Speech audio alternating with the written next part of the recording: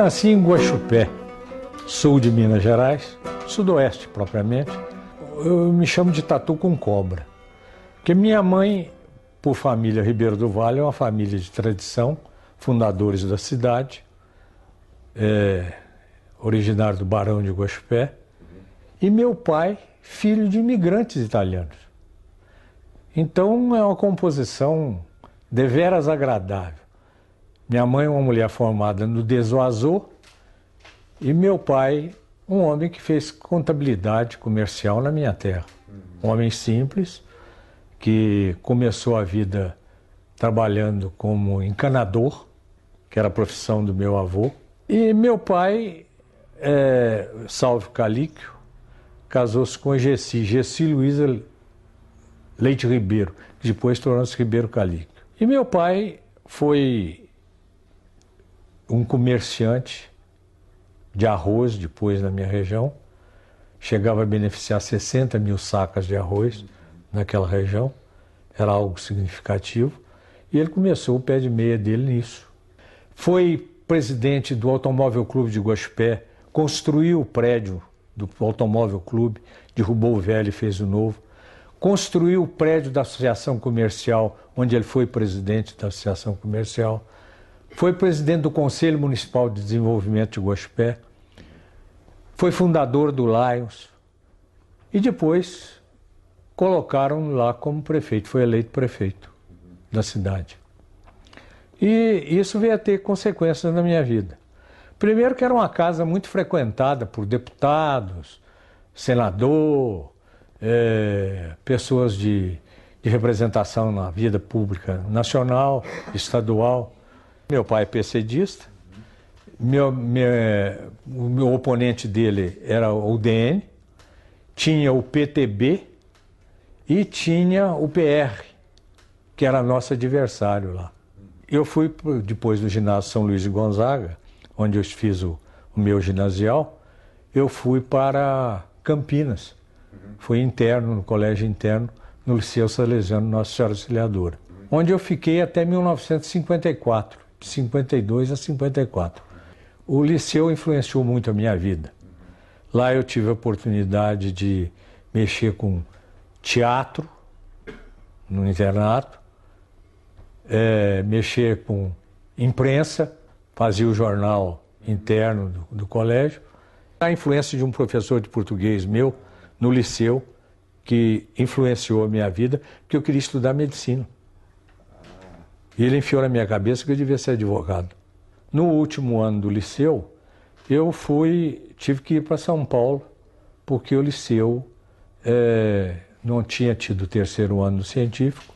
Eu fui estudar no Ciências e Letras, em São Paulo, e fazer um cursinho para medicina. Eu achava que eu iria bem servir como médico. Mas esse professor resolveu pôr na minha cabeça que eu devia ser advogado. E que eu tinha facilidade para falar, que tudo quanto era representatividade do colégio eu estava lá enfiado, mexendo com teatro, jornal. Ele devia fazer direito. E acabou me seduzindo e eu entrando para a Faculdade de Direito.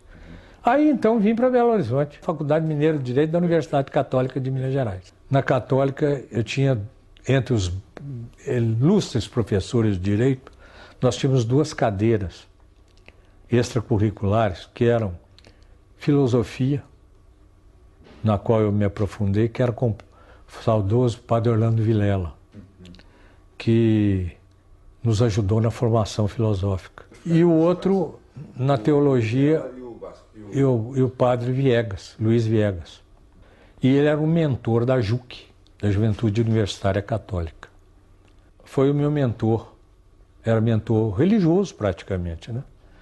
Eu disse a ele, eu falei, olha, eu não estou me dando bem na JUC, não. Estou achando isso muito poético, muito abstrato, muito política, muito contra marxismo. E eu tinha algumas concepções que não eram marxistas, mas havia estudado em filosofia e entendia que o operariado tinha o seu direito, que o mundo ia sofrer altas alterações, e já lia muito a esse tempo, Marx, Hegel. Ele falou, então eu vou te arrumar um serviço. Eu vou te botar na JOC, na Juventude Operária. Eu falei, mas o que eu vou fazer? Eu não sou operário, eu sou estudante. Ele falou, não, mas você vai ajudar na formação de operário. Eu estou dando um curso aqui, criando um curso de formação de líderes de favela. Líderes de favela. Você vai formar líder. Dar instrução para esses, num curso noturno, dar instrução a esses líderes de favela, para a formação deles, para que eles se autodeterminem, para que eles pugnem os seus direitos, para que eles lutem a sua luta de classe com conhecimento, com fundamentos cristãos. E eu fui para a JOC, fui ser professor, dar aquilo que o operário não tinha propriamente dentro da escola convencional. Um homem que influenciou muito a minha vida também, Dr. Antônio Ribeiro Romanelli, que era advogado dos sindicatos dos trabalhadores, e no qual escritório eu fui trabalhar depois como estagiário, e por via dele eu acabei presidente do TUCA, do Teatro Universitário Católico de Belo Horizonte, cujo diretor artístico era o João Etienne Filho. Nós levamos a peça O Alto da Compadecida, do Ariano Suassuna, e acredite, eu, um loiro de 1,85 m, sendo o cangaceiro Severino do Aracaju.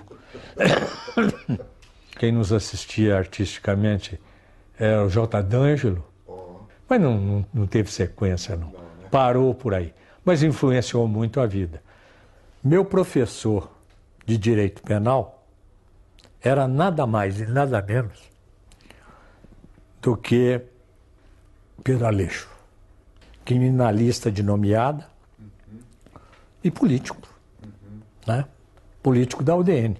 Na época, influenciando muito a gente, o grande Milton Campos, João Milton Henriques, culto, Melo Cansado, porque logo depois já começaram os movimentos pré-revolução, né? E essa época eu já havia me formado, e formado com a mentalidade de ser um promotor de justiça. E o promotor de justiça, no que teve muita influência, o pai da minha esposa, da Zélia, que foi um grande promotor na minha terra, foi promotor lá durante a vida toda, tanto é que não quis sair de lá. Diziam até que foi o único sujeito que teve coragem de namorar a filha dele. Fui eu, o heróico, porque era um homem muito sério, professor de todo mundo, mas eu fui lá conquistar a dona Zélia. E Arthur Leão teve uma influência muito grande na minha vida profissional.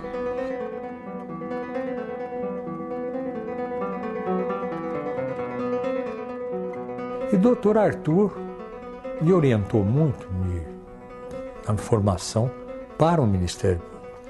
E eu desvendei no Ministério Público também que o Ministério Público não era apenas a perseguição do criminoso, era a defesa social já pensada naquela época. Ao promotor de justiça incumbia na época a defesa do operariado nas ações trabalhistas.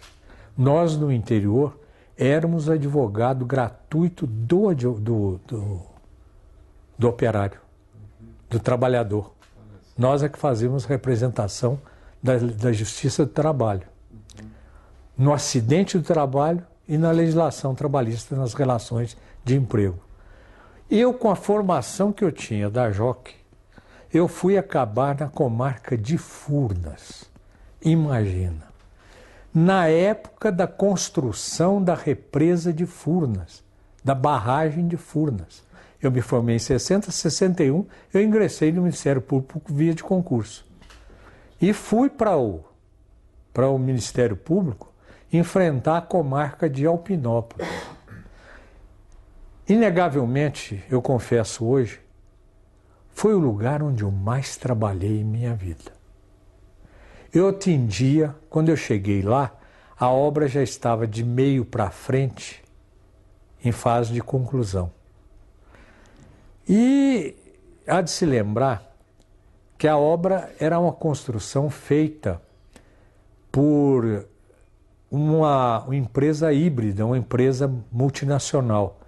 Era a Weben inglesa, que tinha know-how para fazer a barragem, e a Casa de Máquinas, que era a maior concretagem do Brasil na época, e a Nacional, a empresa nacional, que era que tinha know-how em concreto armado de grande volume, porque ela fazia os portos do Brasil, os ancoradouros. Então fizeram um consórcio, a anglo-brasileira, para gerir a obra de Furnas. E por lá, se não me falha a memória, entre o começo da obra até o fim, passaram 46 mil operários. E eu chego já na fase em que começou a dispensa desse operariado. E eu era encarregado do acidente do trabalho, que era um troço complexo, e da ação trabalhista contra essa empresa. Eu atingia a média de 80 homens por dia, 4 anos, até 1964, até o advento da Revolução de 64. Eu era jovem, tinha 22 anos. E a figura dos promotores na época geralmente eram pessoas mais velhas, maduras. Eu fui para Furnas e lá nós tínhamos uma pessoa agradabilíssima até, e que fazia representação, ele representava a empresa nas ações trabalhistas no acidente do trabalho. Era com quem eu convivia no fórum. E ele era o tradutor de inglês para os dirigentes da Weben, que era um povo, uns engenheiros, que os operários apelidaram de manga rosa, porque eles andavam, todos eles, de terno, de calça de caque, brincaque, camisa de palha de seda chinesa, amarela, luva de couro de canguru, vindo da Austrália, nariz muito vermelho de tomador de uísque, e não falavam português. Furnas era, naquela época, uma colônia inglesa, clube inglês, igreja apartada, sociedade apartada, era uma segregação, coisa colonial típica inglesa, entendeu? E eu fui ser levado pelo João Brás para conversar com o Mr. Weben, o diretor, que era o prefeito de Furnas, o engenheiro-chefe. E o danado não falava português. Agora você calcula, o homem já estava no Brasil há mais de 3 anos, ele não teve sequer a curiosidade de falar bom dia, boa tarde em português.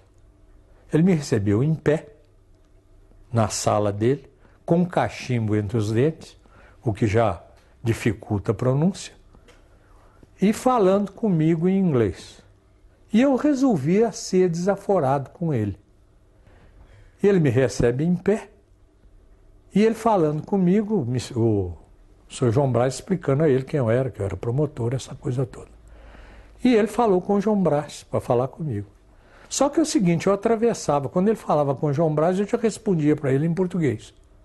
Porque eu entendia o que ele falava. E ele não entendia o que eu falava. Aí eu resolvi ser desaforado de vez com ele.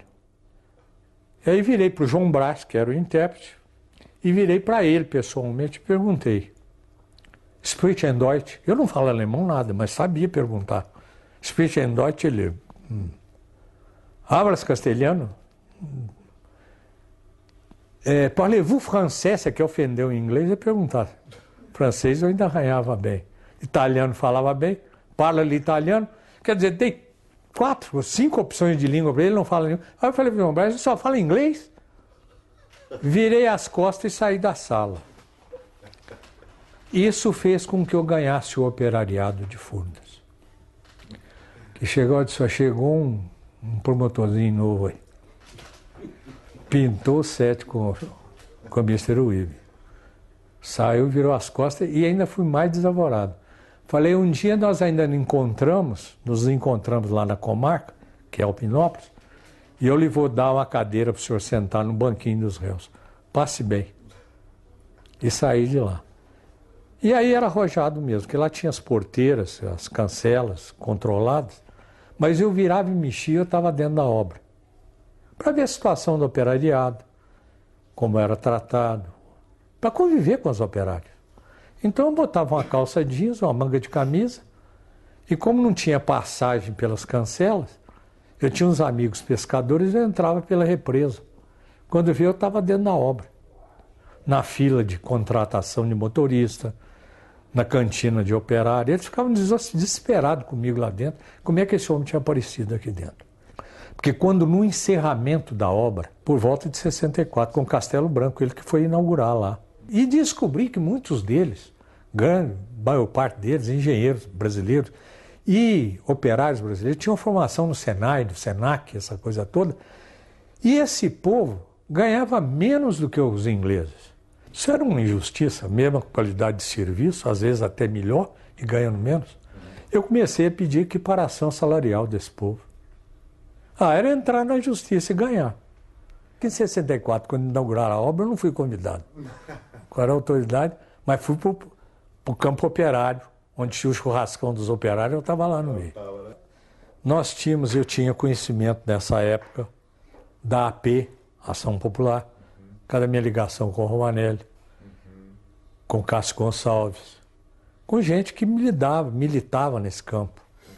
E a minha vida era meio abstrata nesse sentido, porque eu lutava diretamente com o poder econômico lá representando o operário. Nós dentro do trabalho e na trabalhista. Que se eu não enfrentasse o grupo econômico, ele era lesado. Quer no acidente, quer no... E havia casos bárbaros. Então, eu pedi, inclusive, ao pessoal ligado a esses movimentos, que fosse lá como advogado me ajudar.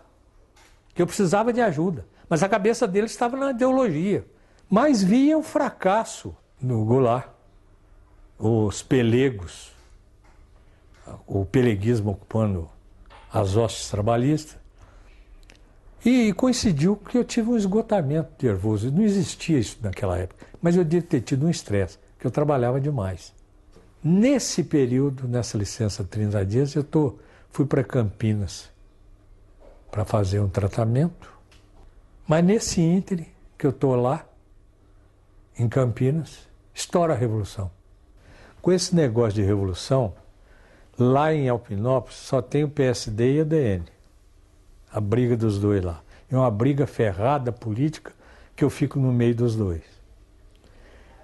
O da UDN, que está no poder, que é o governador, vai falar com o povo da UDN, do PSD, é comunista. E vai muita gente ser preso, como foi, de fato. Sogra que mandou prender o genro, porque disse que era comunista, essa coisa toda. Ninguém tinha nada de comunista.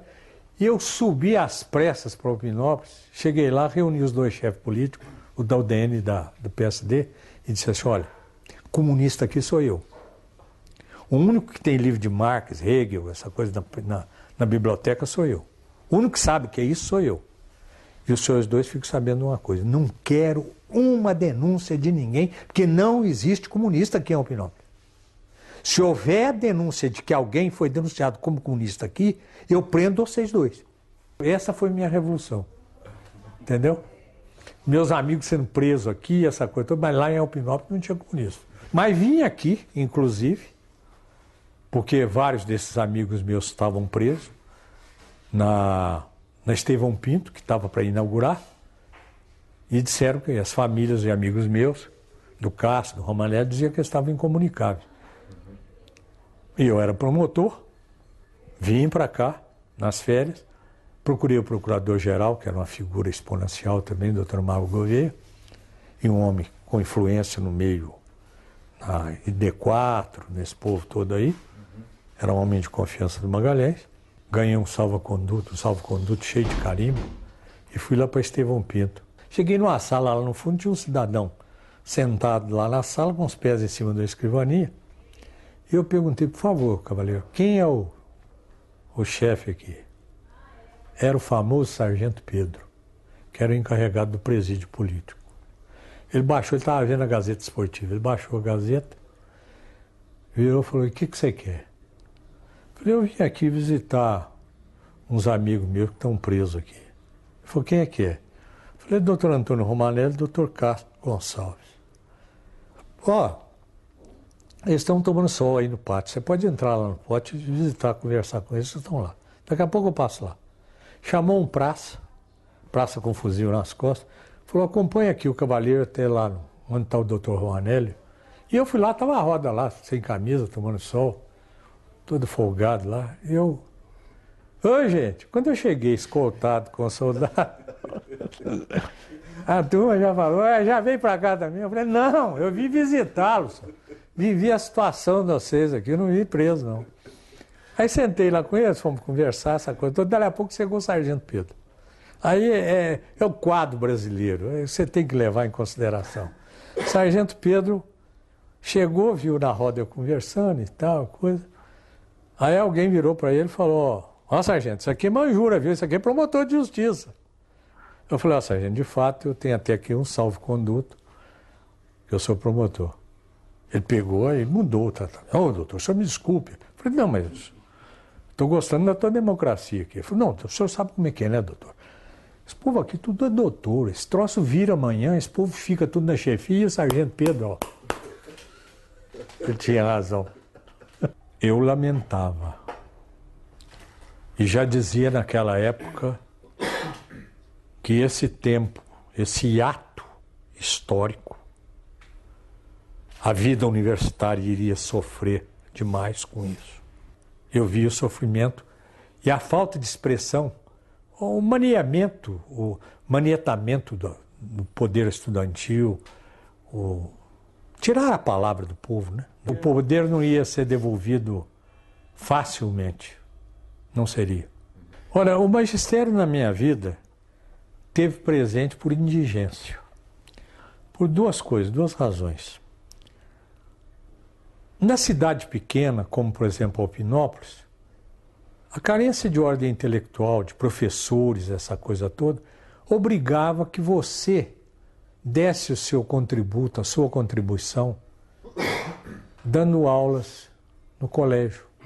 Não só lá em Alpinópolis, como também na primeira comarca onde eu fui substituto, que era Carmo do Rio Claro. Depois fui para Jacuí, que é uma cidade pequena, ainda.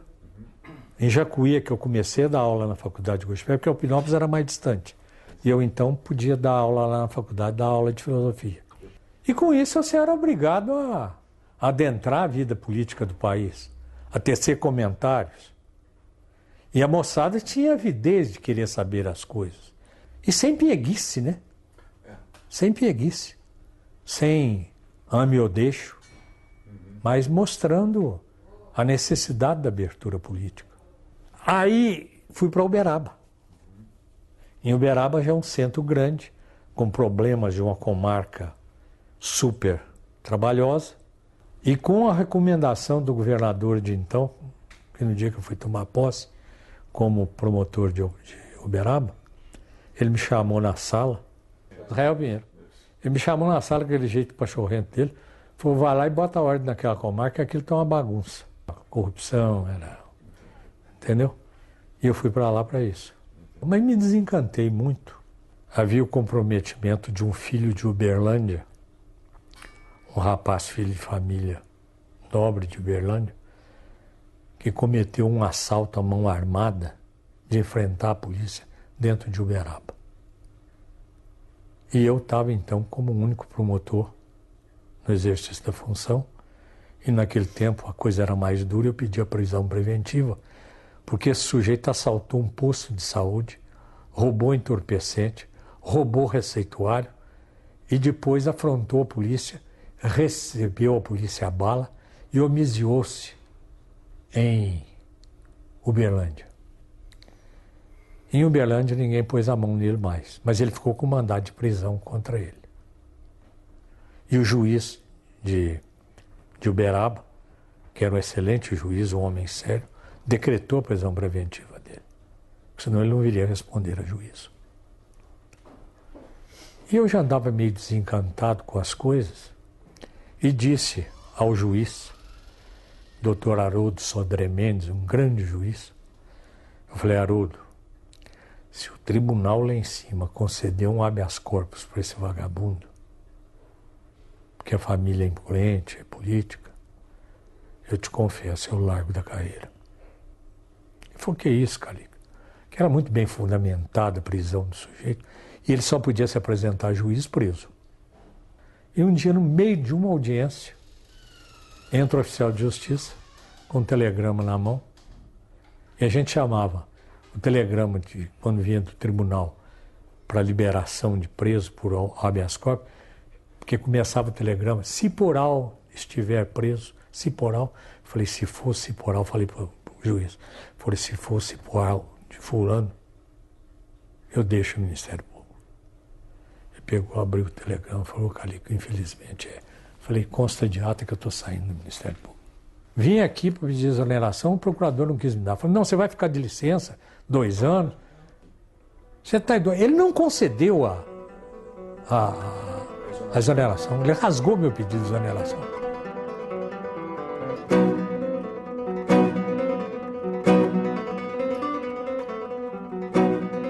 E aí eu dei uma viravolta de 180 graus na minha vida. O meu pai foi chamado de doido na minha terra. O empresário de sucesso trazia um promotor para dirigir uma empresa. Em 1970, ele tinha uma casa grande, a maior casa da região, de material de construção. Dominava aquele sudoeste nosso todo. O que eu tinha que fazer? Virar empresário. E aí começa, compra a revista Exame, vai fazer curso, entra para a Associação Comercial. Fui presidente da Associação Comercial de Gospé, implementando as coisas de Gospé, entendeu? Comecei a viver a cidade. Fui presidente do Conselho Municipal de Desenvolvimento. Engajei numa campanha política para fazer um amigo meu, prefeito de Gospé, Valmor Álvaro Toledo Russo. E o João, depois, foi deputado. João Marcos de Vasconcelos. E numa noite maldosa e auspiciosa, ele vai à minha casa entre as 10 horas da noite e às 5 da manhã, me convencendo de que ele viria para um cargo aqui em Belo Horizonte, ele ia deixar de ser deputado, mas disse para mim, olha, você se mete em campo e fala que você é candidato a deputado. Falei, João, eu estou construindo a casa do meu sonho, estou com a minha vida econômica feita, dirigindo 3 empresas, fundei a AMOG, Associação dos Municípios da Baixa Mogiana, como cidadão, entendeu? Pleiteando o desenvolvimento da região, pleiteando já a vinda da CEMIG, que nós não tínhamos energia. E eu, mais por cansaço do que por persuasão, falou, você promete para mim, se sair no Diário da Tarde às 11 horas, que eu fui nomeado para um cargo de relevância, você já se põe em campo e fala que você é deputado, você é candidato a deputado. Ele estava na Arena, era deputado da Arena. Falei, tá bom. Mas é que num determinado dia o João começou a telefonar para mim. Ó, pode se pôr em campo que hoje o jornal aqui, Diário da Tarde, deu a notícia e eu vou ser vice-governador do Francelino. Luiz, meu mundo veio abaixo. E assim eu virei candidato a deputado.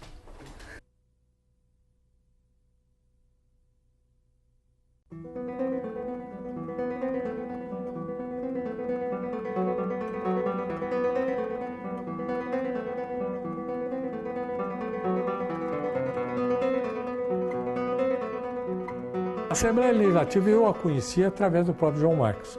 Eu não dava bola mesmo para deputado. Não tinha, te confesso, não tinha respeito. Talvez até por ignorância. Por não vivenciar a Assembleia, porque ela tem os defeitos dela, como toda democracia tem, mas ela tem grandes virtudes. Ainda é uma caixa de ressonância do poder popular. É a voz do povo.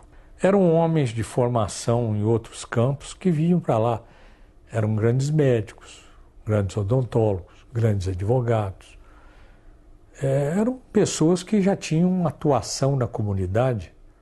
Tinha uma coisa importante na Assembleia. Era o restaurante no 3º andar. Aquilo era um ponto de encontro de todas as siglas e todos os homens. Que iam para lá no fim da noite para tomar uma cerveja, conversar, trocar ideia do dia seguinte, daquilo que viria, das articulações, quer dizer, havia um congraçamento fraternal no sentido das coisas do Estado discutido em pequeno comitê. não ficava no isolamento dos gabinetes. Num primeiro momento, você carrega o ônus da representatividade da sua região. Como, por exemplo, a falta de energia elétrica, que travancava a minha região toda, mas trazia academicamente da cabeça um país que precisava de uma abertura política. Eu aqui, atrevidamente, num jornal pequeno, não sei se foi no Debate, com o Nobre, lá me entrevistando, ele perguntou, Calico, como é que está a abertura no Brasil? Eu falei, Nobre, no Brasil, Minas Gerais entra num jogo de truque com 2 zap na mão. Tancredo e Aureliano.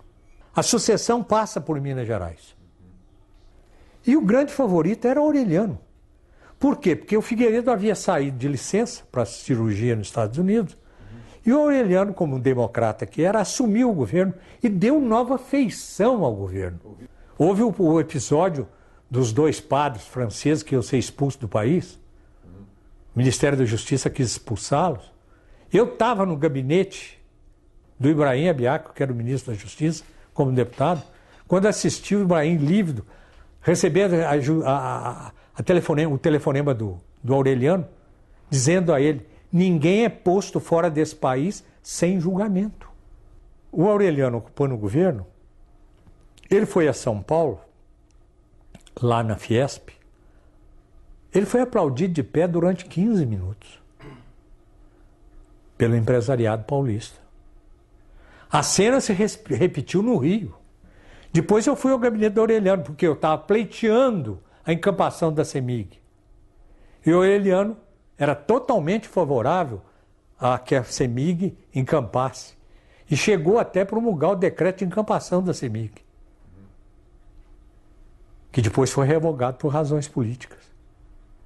Porque o governo central queria fazer pressão sobre os deputados, tirando a concessão da CEMIG e passando para Paulo Maluf na Bragantina de São Paulo. Que a luta pela encampação dos 17 municípios da minha região pela CEMIG, eu, como fui empresário lá, via que o que travancava a minha região era a falta de garantia da energia elétrica. Que sem ela não se podia fazer nada. Não podia industrializar, não podia fazer nada. E prejudicava tremendamente a região e a cidade.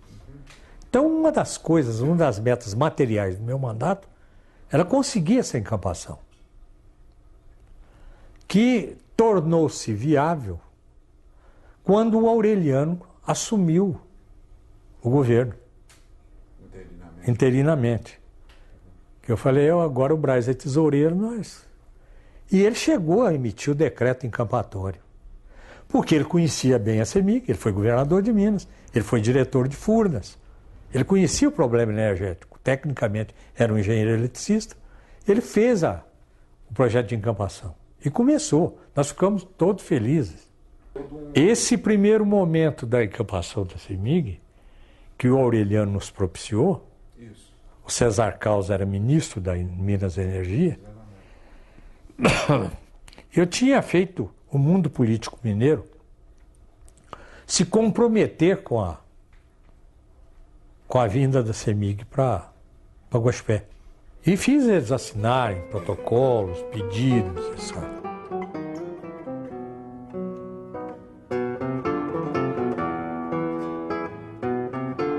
O Tancredo fundou o PP, que era uma alternativa. Aí veio o PFL. E eu, na liderança da minoria, que seria a liderança de oposição, que eu não quis liderar o PFL, porque eu não tinha convicção da sigla. Venho do recesso parlamentar para assumir a Assembleia Legislativa e quem ganha o governo do Estado, Tancredo Neves. Tancredo Neves que colocou na sua assessoria de imprensa nada menos e nada mais do que JB Vital, que era do Estado de São Paulo e tal, e que no primeiro mandato meu tornou-se amicíssimo meu, que participamos de um debate, ele conhecia minha cabeça, o que eu pensava, o que eu achava a respeito de democracia.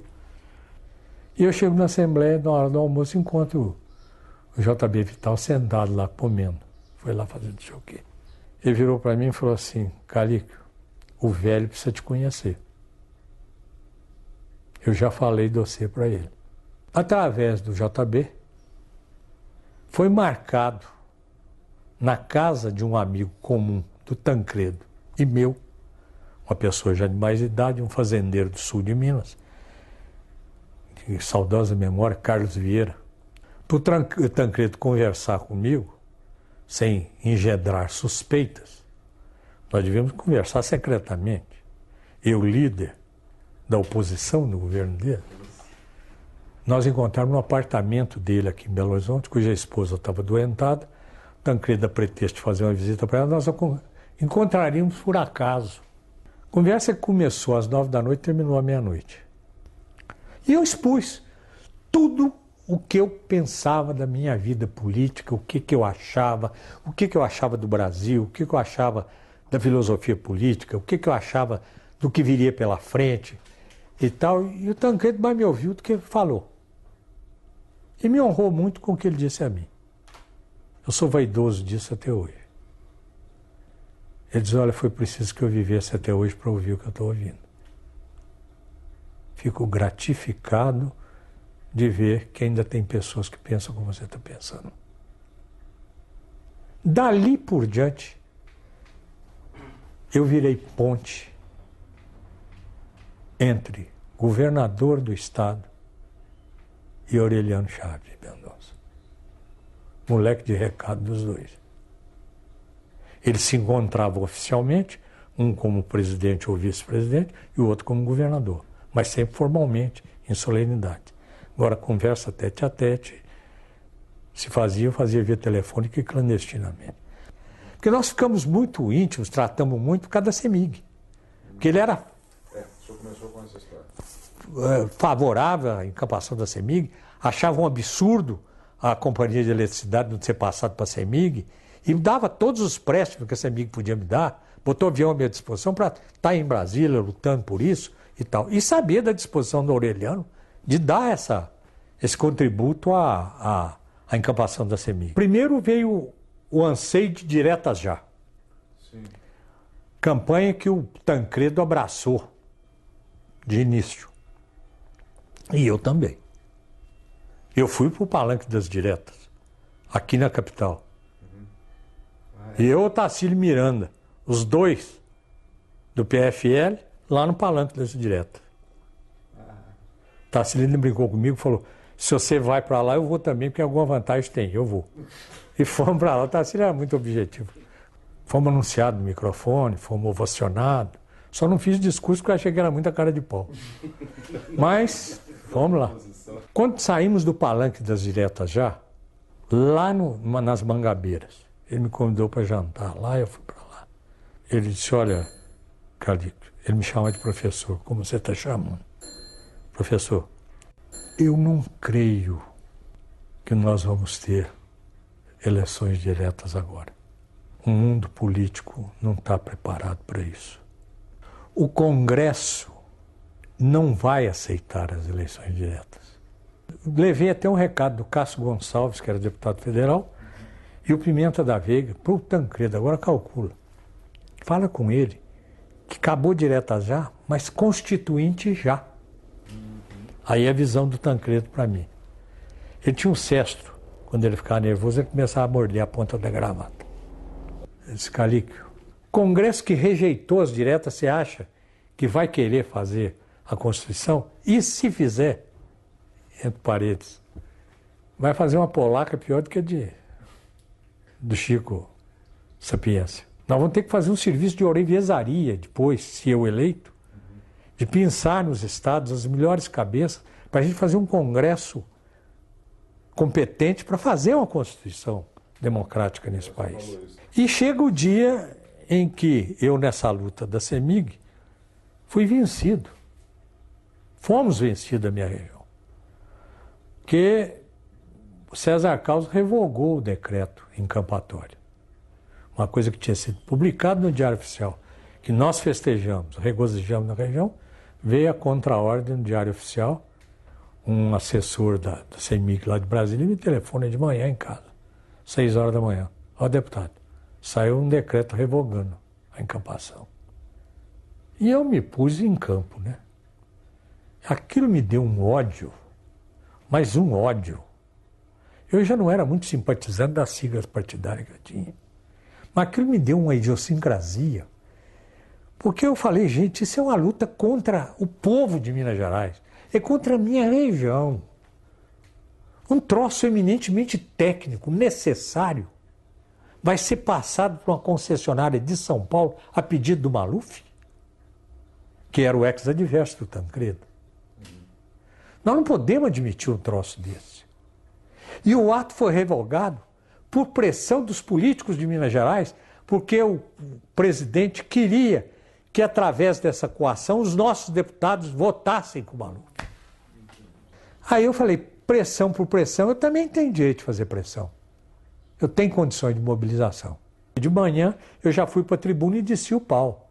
Toquei pressão a ponto do César Caos ficar desesperado. Ele veio a Belo Horizonte, eu trouxe meio sul de Minas, lá na porta da Assembleia, para reivindicar a CEMIG. E o Tancredo atrás, né? Ajudando, dando os meios para a gente fazer isso. E a coisa foi revogada e voltou para a CEMIG. Aí acontece um fato. O nosso amigo Maluf resolve vir fazer uma visita aos parlamentares e aos políticos mineiros.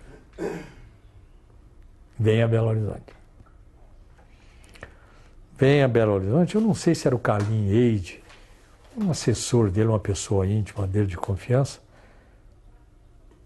Tinha uma secretária, que eu não esqueço o nome, Vera, era secretária do Maluf no Congresso. Deputado, estou telefonando ao senhor, o senhor como líder da minoria, do partido do deputado Paulo Sérgio Maluf, ele irá a Belo Horizonte e quer lhe fazer uma visita de cortesia. Falei, perfeitamente.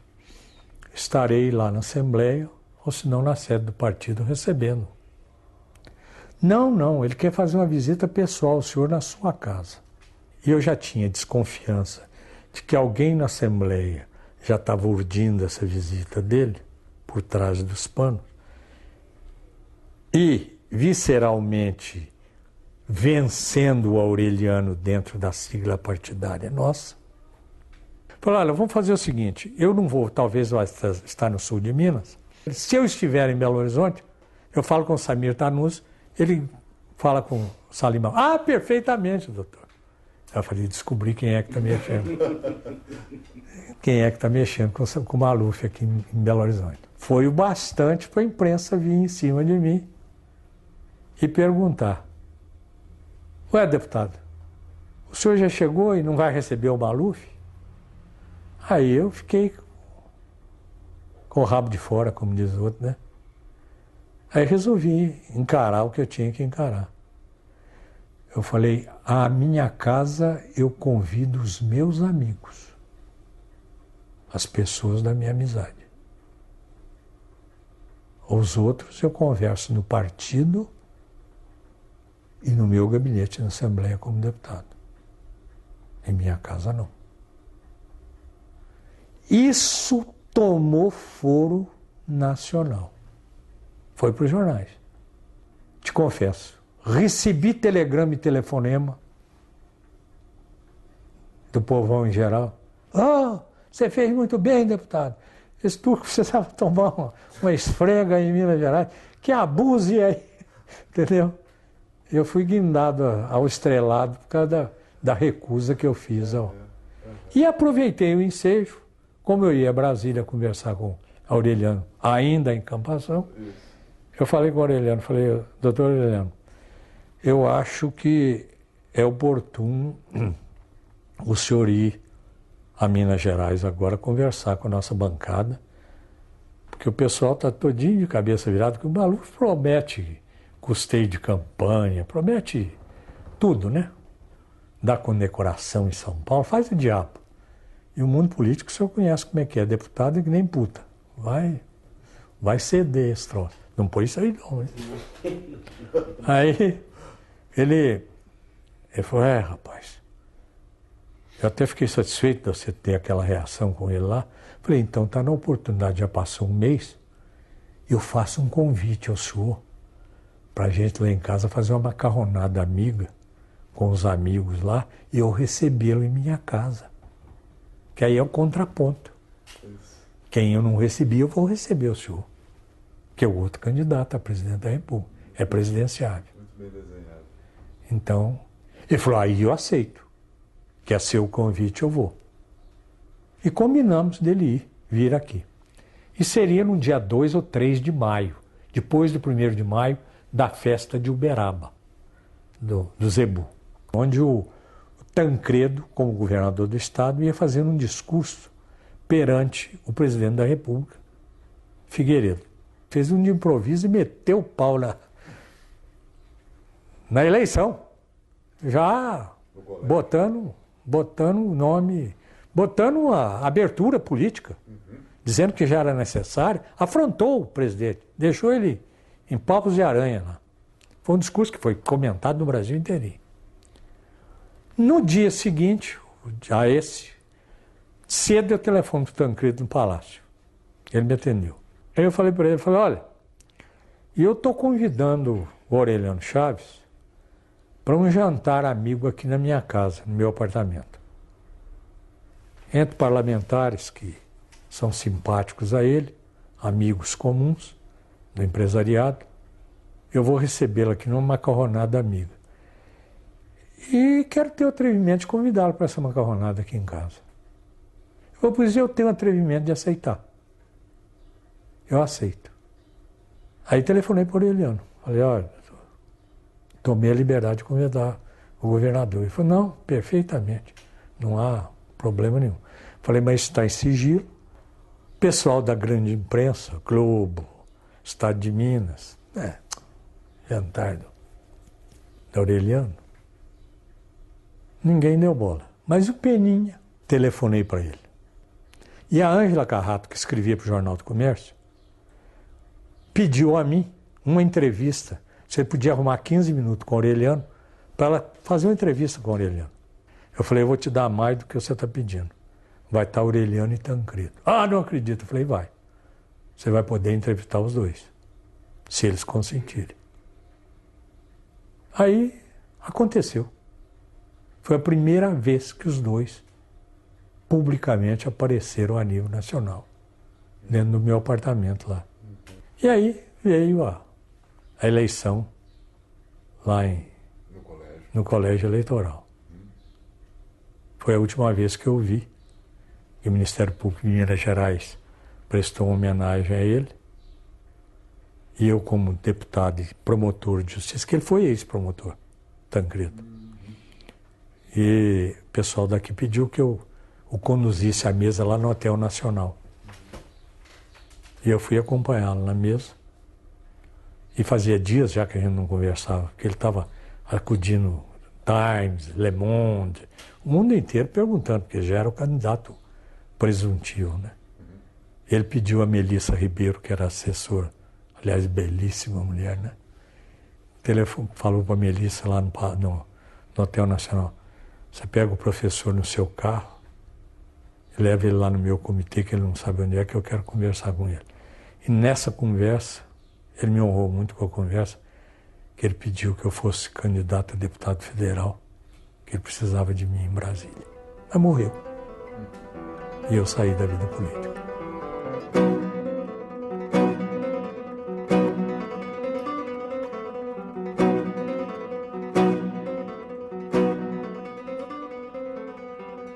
A primeira reunião para a fundação do PSDB em Minas Gerais. Eu tenho a gravação em vídeo aqui dos primeiros deputados com Pimenta da Veiga, ele sentado nessa cadeira aqui, só que o forro era outro, ele sentado aqui falando à imprensa, nosso prelúdio da fundação do PSDB. E uma das razões que eu disse a vocês da minha idiosincrasia com o PFL foi essa situação política de